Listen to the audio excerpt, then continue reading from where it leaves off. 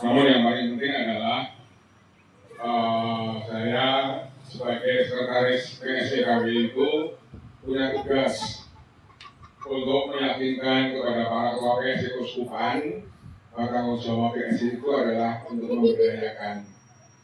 Karena pemberdayaan itu bukan persoalan teknis, namun juga persoalan iman. Kalau Bapak Ibu itu bertumbuh, berkembang dan berbuah, itulah imannya sehat. Ya kan? Iman itu bukan soal besok kalau mau mati, sekarang dimulai.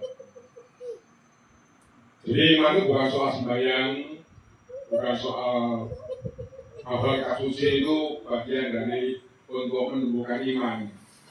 Iman itu adalah saya diciptakan Tuhan untuk berkembang, bertumbuh dan berbuah. Nah, salah satu yang menjadi persoalan-persoalan yang disampaikan oleh Bapak Suci almarhum Fransiskus adalah tanggung jawab kita untuk memelihara kehidupan, termasuk memelihara hidup anak-anak kita. Daging babi itu lebih hebat daripada daging ayam. Daging ayam itu penuh dengan zat kimia ya. Daging babi itu nutrisi tinggi, pembentukan untuk otot anak sehat, kemudian juga untuk membantu kita dengan vitamin B12 dan sebagainya. Secara akademis dan secara kesehatan, daging babi yang dipelihara dengan sehat itu akan menciptakan daging yang sehat. Kalau Bapak Ibu itu memberikan makanan sehat untuk anak-anak, itulah iman kita bertumbuh. Bapak Suci almarhum Fransiskus juga mengatakan, karena teknologi dan perkembangan, para ibu ini lebih suka hal praktis ya. Sekarang ini kan banyak kan orang jual frozen nugget, ya, frozen apa lagi. Itu kan dibuat dari sisa-sisa ayam. Pabriknya di Salatiga ini. Dan ayam itu yang bagian sayap itu kan yang penuh dengan obat-obatan. Wah, anak kita ini bongsor antara kawan dan lebih tua, pasalnya jangan salahkan. Maka saya nggak pernah ambil ayam kok, karena saya nggak mau. Meskipun saya udah usia, karena saya udah di mama saya udah 33 tahun, dan saya udah usia 62 tahun. Jadi nggak sering nggak suka makan ikan, kalau ayam, nggak suka makan indomie ya sehat. Disuruh setir dari Samarinda sampai sini ya masih mampu, ya kan? Untuk mengajar orang. Jadi kesehatan itu adalah tanggung jawab iman kita. Kalau Bapak Ibu merokok bagus jangan merokok, ya kan? Kalau saya saat itu udah merokok soalnya. Uang hidup saya kan dari tembakau. Bapak Ibu saya itu bisa sekolahkan anak karena tembakau. Kalau kaki untuk makan kan, kalau tembakau itu investasi, saving, untuk tabungan, itu bisa sekolahkan 6 anak ke perguruan tinggi dan sebagainya. Maka saya betul hormat pada orang tua yang saya merokok. Tapi kalau saya merokok tembakau murni. Nah, itu pertama. Jadi kita ini berternak babi itu bukan persoalan teknis, bukan persoalan hanya berhenti pada ekonomi, namun berusaha pada tatanan budaya dan sosial kita. Karena adat budaya itu tidak bisa lepas dari babi, ya kan? Kalau kita mengganti dengan ayam itu namanya kemunduran adat, ya kan?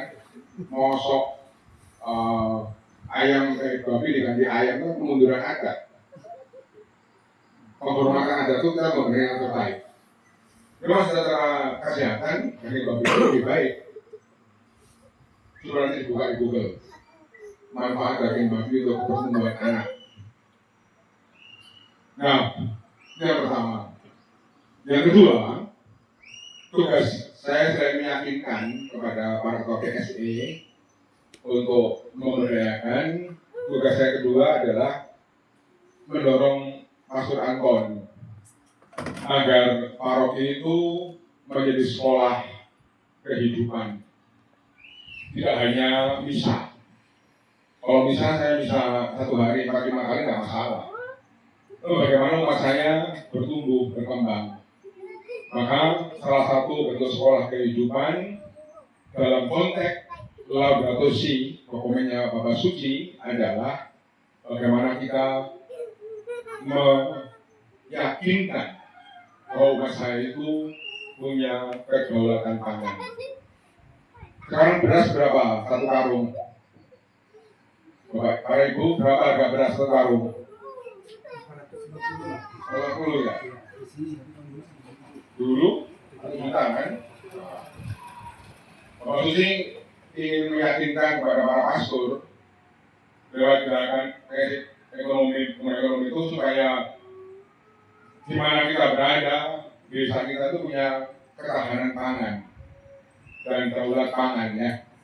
Daulat pangan itu sudah termasuk pupuk nggak usah beli, termasuk pakan babi nggak usah beli, dengan apa yang ada di sekitar kita, yang akrab dengan kita. Maka saya sudah bilang ke Pastor Anton, nanti bulan Januari saya akan bawa tim dari IPB untuk mengajari bagaimana kita melihat lingkungan kita dan tanaman apa saja yang bisa menggantikan pokpan ya. Karena kan apapun juga kan kita juga harus menggandeng orang-orang akademisi untuk mengajari kita bagaimana dengan bahan-bahan lokal namun nutrisinya tidak kalah dengan makanan pabrikan, itu paling penting dan lokal di sini. Nah, supaya yakin dan supaya berkembang, maka saya minta Pastor Anton untuk menyiapkan sebuah sentrum tempat di mana umat bisa datang untuk belajar tentang pupuk, tentang makanan babi, tentang pengobatan dan sebagainya. Maka Pastor Anton itu punya 2 tugas pastoral sakramental dan tugas pastoral kehidupan. Dua-duanya tidak boleh jomplang ya. Orang itu baru bisa sembahyang kalau perutnya kenyang. Kalau perutnya nggak kenyang, kita nggak bisa menangkap Allah yang Bapa, Allah yang Rahim kan. Masa Allah yang Rahim kami kelaparan, ya kan? Kita tunjukkan bahwa Allah yang Rahim itu memberi makanan secukupnya. Tuhan berilah kami makanan rezeki secukupnya supaya kami bisa berdoa dengan baik. Maka sentrum nanti akan ditempatkan di paroki Hukum ini di tanah parokinya. Itu nanti tempat kita sekolah, kumpul, diskusi.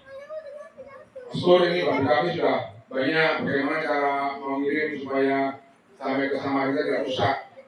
Oke, kita frozen, kita packing dengan bagus. Di sentrum ada alat bisa dibawa dan kita saling bergantian untuk memfrozen itu. Sentrum juga punya tempat untuk menyimpan sementara sehingga nanti kalau harus mendistribusikan hasil itu juga sama. Maka saya juga minta Pastor Anton, Pastor siapkan 5 orang muda, nanti kami kirim ke KPTT untuk belajar babi lebih serius ya, 1 bulan sekolah. Karena ini juga dukungan gereja, karena gereja itu yakin umat itu akan berkembang kalau kebutuhan hidupnya juga tercukupi dengan baik. Maka saya sebagai orang PSE meyakinkan kepada Pastor Anton, kita mulai dari keluarga. Dari keluarga itu ekonominya kuat, sahsia akan kuat. Kalau sahsia akan kuat, nanti juga paroki akan kuat ya. Maka lalu hal ketiga, karena kita ini adalah komunitas, kita adalah gereja yang selalu dihidupi dengan Ekaristi, di mana Tuhan Yesus ajari kita untuk berbagi roti. Maka seluruh perjalanan pemberdayaan yang dikembangkan oleh PSI KBI bersama keuskupan selalu bersifat bergulir. Gulirannya entah berupa apapun yang diputuskan oleh Pastor Anton sebagai Ketua PSI Keuskupan sama Pemda. Pokoknya setelah beranak 3 orang untuk PSI Keuskupan, nanti Pastor Anton akan mengatur itu ya. Itu namanya budaya solidaritas. Itu penghayatan akan Ekaristi ya. Orang yang selalu bahkan untuk misa, buah yang harus dia hidupi adalah kemauan berbagi. Maka kalau seluruh program PSIKW itu berbagi. Berbaginya tergantung manajemen dari PSI Keuskupan masing-masing. Pastor Anton minta supaya 3 anak pertama serahkan ke Pastor Anton untuk dikembangkan ke yang lain. Saya kira cukup adil dan cukup bijaksana ya. Soalnya kalau kita tidak pernah berbagi, kita kehilangan iman, kita kehilangan arti dan makna sebagai orang Katolik, orang Kristen. Karena kita dihidupi oleh sebuah pengalaman rohani yang mendalam, yaitu perjamuan kudus. Yesus mengambil roti, Yesus memberkati roti, Yesus memecah-mecahkan roti, dan Yesus membagikan roti itu. Berbagi itu karakter dari orang Kristiani. Kalau kita kehilangan budaya berbagi, kita kehilangan karakter iman kita. Maka ini penting ya. Sehingga program PSI kami itu selalu berdampak pada budaya solidaritas. Romo, uangnya dari mana itu? Uangnya dari Bapak Ibu sekalian pada waktu APP itu. Jadi PSIKW itu mengelola 15% kolekte nasional.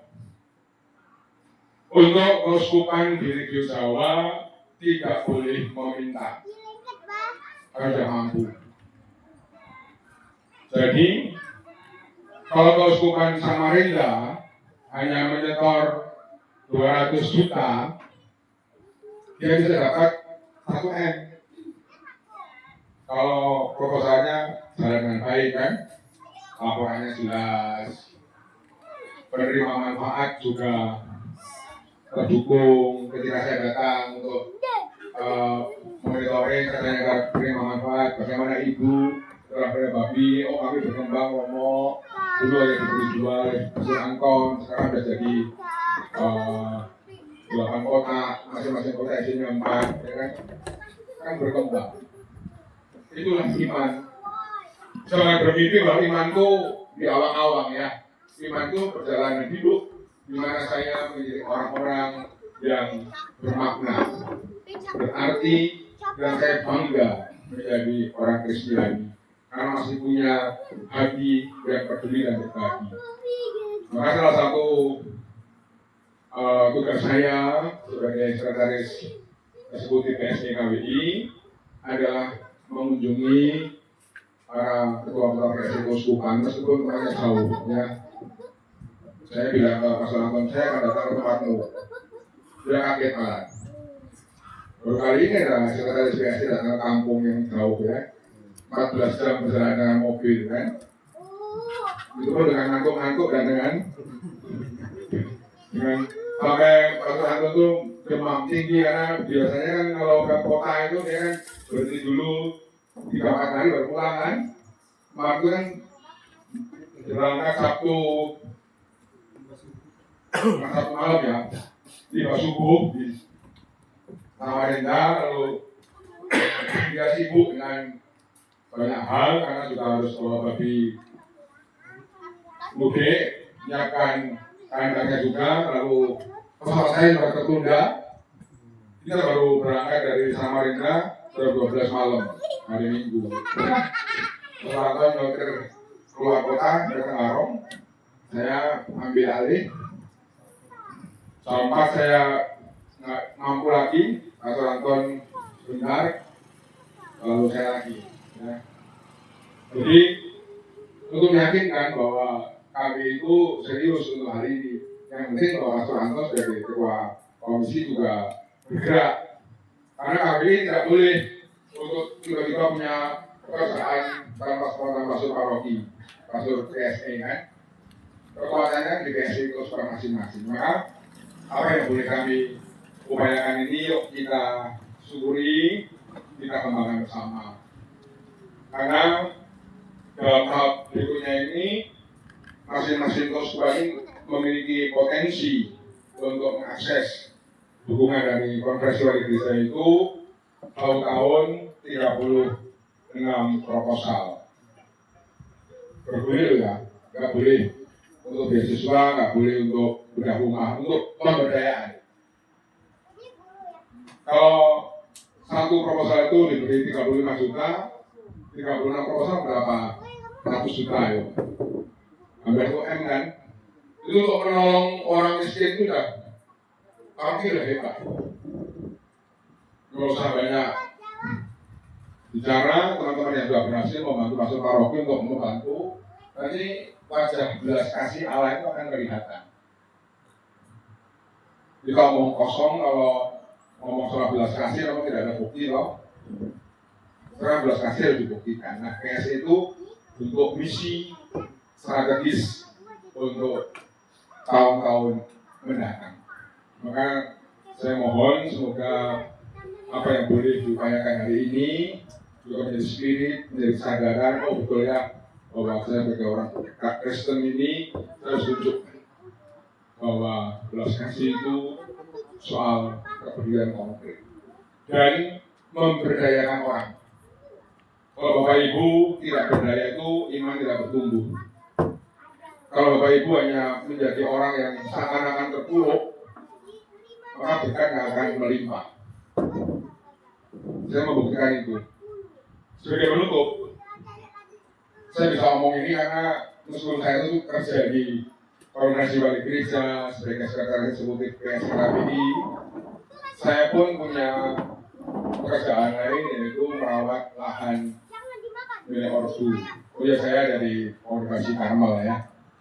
Tiap Sabtu Minggu saya pulang ke Cikampek. Jakarta Cikampek itu 2 jam perjalanan. Saya harus memelihara kebun, harus merawat 3 pegawai, maka saya juga punya misi. Dan ketika saya bekerja di kebun itu, saya baru sadar, oh ternyata setelah 8 tahun baru tahu hasilnya. Kalau kita ingin bekerja di kebun untuk buah-buah, 8 tahun baru tahu hasilnya kan. 8 tahun itu penderitaan, kalau disyukuri jadi indah. Nah sekarang udah memetik buahnya. Ketika panen manggis, ya kan? Karena tanamannya manggis 3.000 pohon, maka tidak kurang dari 5 ton tiap panen kan?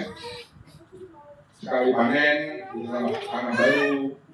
Ini kan ketika kita tekun, mau berjuang dan setia, itu kan ada berkatnya. Maka tekun, berjuang dan setia inilah yang mungkin bisa kita kembangkan bersamanya. Terima kasih atas kemauan teman-teman untuk berproses, untuk menyadari bahwa ekonomi itu penting, meskipun itu hanya sebagai alat dan sarana untuk iman, namun sangat penting. Yuk kita tunjukkan, kita buktikan orang-orang Kristiani itu orang-orang yang bisa berhasil. Karena kita punya komitmen, punya nilai, dan juga punya semangat di mana Ekaristi adalah puncak iman kita. Semoga dengan kegiatan ini kita juga semua diberkati.